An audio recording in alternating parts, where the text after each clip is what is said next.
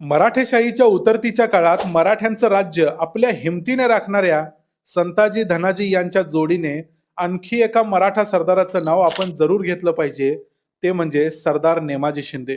सोलापूरच्या करमाळा तालुक्यात या नेमाजींचा जन्म झाला असावा. औरंगजेब महाराष्ट्रात ठाण मांडून बसलेला असताना 1700 साली नेमाजी शिंदे यांनी कृष्णाजी सावंत यांच्या सोबत नर्मदा नदी ओलांडली आणि औरंगजेबाच्या माळवा आणि खानदेश या प्रांताचे लचके तोडले. औरंगजेबाला उत्तरेकडून मिळणारी रसद नेमाजी शिंदे सराईतपणे लुटून घेत असत. त्याचबरोबर कित्येक बादशाही खजिने देखील नेमाजींनी लुटले. महाराणी ताराबाईंच्या काळात त्यांच्याकडे खानदेशची सुभेदारी होती.